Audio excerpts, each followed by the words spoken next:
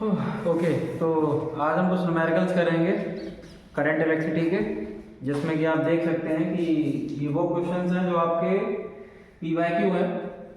ये नीट 2020 में आया था ये वाला क्वेश्चन, ये नीट 2022 में, ये भी 2022 में आया था और ये 2020 में आया था। ठीक, ये आपका इक्विवेलेंट रेजिस्टेंस के अकॉर्डिंग है। इसमें आपका हीट प्रोड्यूस का फॉर्मूला यूज होगा। यहाँ पर भी हीट की बात हो रही है और इधर ये कुछ सर्किट है जिसमें दो सेल्स लगे हैं, यानी सेल्स इन सीरीज वाला कॉम्बिनेशन सर्किट है यहाँ पे, यानी किरचॉफ लॉ का इस्तेमाल होगा यहाँ पे। तो चलिए इनको सॉल्व करते हैं वन बाय वन। तो जैसा कि डायग्राम में दिखा हुआ है कि इक्विवेलेंट रेजिस्टेंस है जो आपको ए और बी पॉइंट के बीच में इक्विवेलेंट रेजिस्टेंस निकालना है। ठीक, ऑप्शन से दे रखे हैं, ये 2020 का क्वेश्चन है ये। तो ए और बी के अक्रॉस आपको इक्विवेलेंट निकालना है। तो जब भी जिस पॉइंट के अक्रॉस आपको इक्विवेलेंट निकालना होता है उसकी जस्ट अपोजिट देखो जाके, हमें स्टार्ट वहीं से करना होता है। ये नहीं कि ए और बी का पूछा तो यहीं से शुरू हो जाओ, नहीं, यहां से नहीं, बिल्कुल अपोजिट में पहुंचो। अपोजिट का मतलब यहां पर पहुंच गए आप। तो यहां पर मैंने आपको सीधा से जुगाड़ बताया है, अगर वायर एक ही है तो वो सीरीज है, चाहे भले वो ऐसा दिखाए, सर्कुलर दिखाए, रेक्टेंगल दिखाए, कैसा भी दिखाए, अगर वायर एक ही है तो इसका मतलब वो सीरीज है।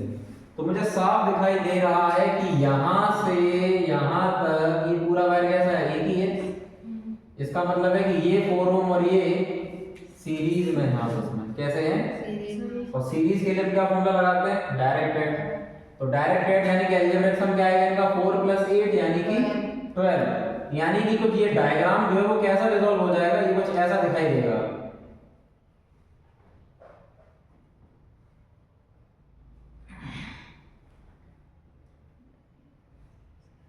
इसको सॉल्व करने के बाद ये डायग्राम कुछ ऐसा ही दिखाई देगा, जिसमें 8 और 4 का सम क्या आ गया, 12, और इधर क्या आ गया, 6 ओम। अब इसको सॉल्व करते हैं। अब साफ दिखाई दे रहा है कि 12 और 6 आपस में कैसे हैं, पैरेलल है। आपस में कैसे हैं, पैरेलल है, क्योंकि यहां से ब्रांच डिवाइड हुई है, एक इधर गई एक इधर गई, लेफ्ट टर्मिनल एक तरफ, राइट टर्मिनल एक तरफ। तो 12 और 6 आपस में कैसे हो गए, पैरेलल हो गए हैं। इनके लिए आप जब पैरेलल का फॉर्मूला लगाएंगे तो क्या आएगा, 1/r equal to 1/12 plus 1/6। LCM लेंगे तो क्या आएगा, 12। तो इधर आ जाएगा 1 + 2 यानी कि 3/12। और 3/12 मतलब 3 × 3, 3 हो जा 12 यानी कि 1/4। अब आप 1/r इक्विवेलेंट क्या आ रहा है, 1/4।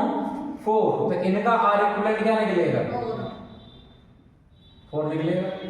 ध्यान रहे 1/r इक्विवेलेंट आ रहा है 1/4, तो r इक्विवेलेंट क्या है, 4। ध्यान रहे फाइनल आंसर नहीं आया है, अभी सिर्फ इन दोनों का आंसर आया है।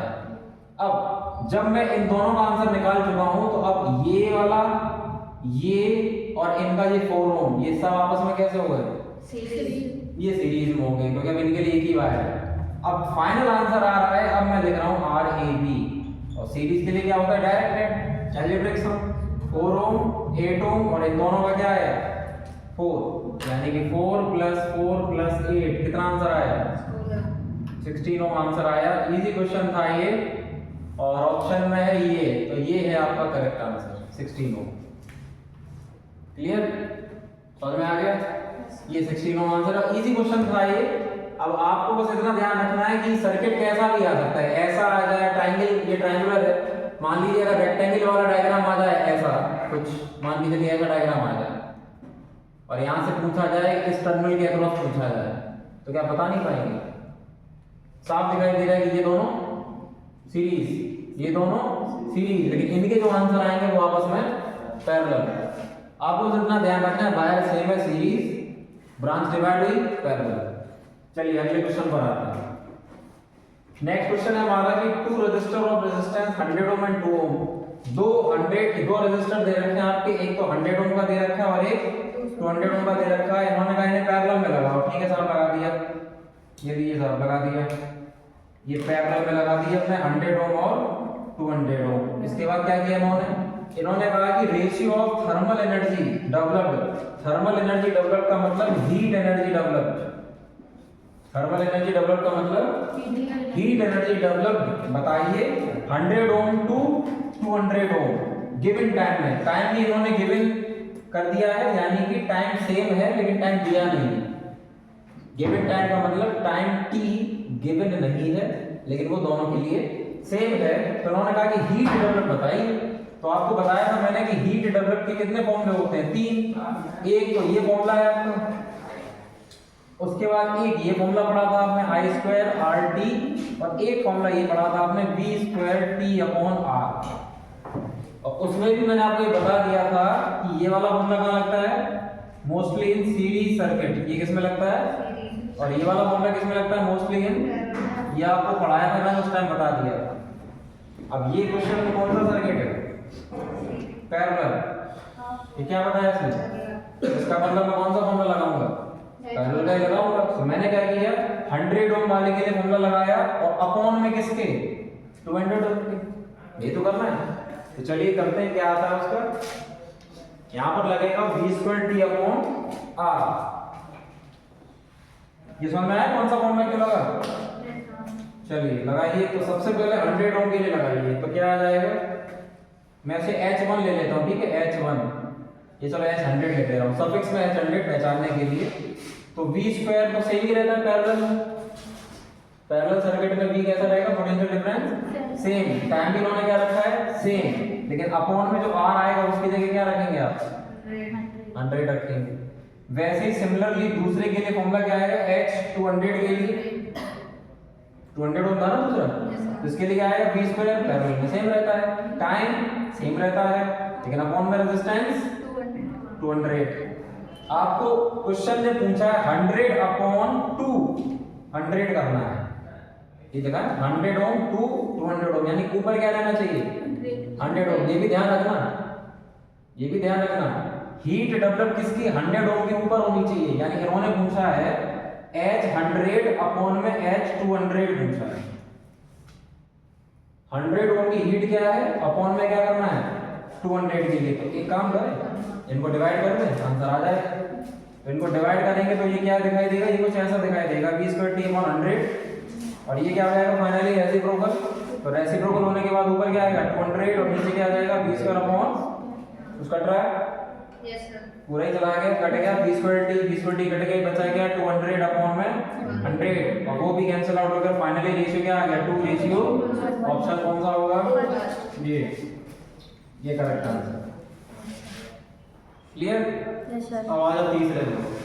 इस क्वेश्चन में ये बताया गया है कि एनर्जी जो आइडियली रेडिएटेड हो रही है 100 किलोवाट ट्रांसमीटर से 1 घंटे में, वो कितनी होगी। यानी उन्होंने हीट पूछा है तो दे क्या रखा है, पावर दे रखा है 100 किलोवाट। किलोवाट का मतलब कितना इंटू होगा 1000, 100 किलोवाट का मतलब 1000 का इंटू हो जाएगा, इंटू 10 पावर 3 कर दिया मैंने। टाइम कितना है 1 घंटा, 1 घंटे का मतलब सेकंड कितने होंगे 60 इंटू 60, ऐसा करनी पड़ेगी ना। अच्छा, पावर दिया है, टाइम दिया है, हीट पूछा है, यानी एनर्जी पूछा है, हीट एनर्जी एक ही बात है। तो सिंपल सा फॉर्मूला है, ये तो आप जानते ही हैं, क्या होता है, power is equal to work done upon time. Work done मतलब हीट, जूल, तो इसका मतलब वर्क डन निकालना है आपको, तो वर्क डन क्या है पावर इनटू टाइम। तो सिंपली क्या करना है आपको, इतना इनटू करना है, आंसर आ जाएगा। तो चलिए हीट एनर्जी निकालिए पावर इनटू टाइम के लिए, तो क्या आ जाएगा, पावर आ गया मेरा 10 की पावर 5 हो गया ना, 10 की पावर 3, 10 की पावर 2, यानी कि 10 की पावर 5। ये क्या बचा 3600, सॉल्व कर लीजिए कितना बचा ये, 36 इंटू 10 की पावर 7 हो गया, 36 इंटू 10 की पावर 7। हीट है इसलिए इसमें आंसर क्या आएगा, जूल में आएगा। ऑप्शन है कोई, यस सर, ये रहा डी ऑप्शन इज करेक्ट। ये भी आसान क्वेश्चन था, ठीक। चलिए इस पर आते हैं। ये सर्किट डायग्राम दे रखा है, इन्होंने कहा कि सर्किट में करंट क्या होगा, करंट ये डायरेक्शन दी है, करंट आई, कह रहा है इसकी डायरेक्शन बताएं, ये क्या है, मतलब इसकी वैल्यू चाहिए इसकी। और मुझे साफ दिखाई दे रहा है यहाँ पर बैटरी है, एक 2 वोल्ट की और एक बैटरी है 4 वोल्ट की, दोनों सेल सीरीज में साफ दिखाई दे रहा है, दोनों की पॉजिटिव टर्मिनल एक तरफ है, दोनों के नेगेटिव एक तरफ है, इसका मतलब सेल सीरीज में है और दोनों के पोटेंशियल ऐड होंगे। दोनों के पोटेंशियल, अगर एक का भी टर्मिनल उल्टा होता तो एक ईएमएफ माइनस हो जाता। कैसे निकालें? एक ही तरीका है, किरचॉफ्स लॉ। किरचॉफ्स का करंट लॉ तो लगेगा नहीं, यहाँ पर क्या लगेगा? किरचॉफ्स का वोल्टेज लॉ लगेगा। तो हम क्या लगाएंगे? केवीएल अप्लाई करेंगे, केवीएल इस लूप में। तो क्या आएगा?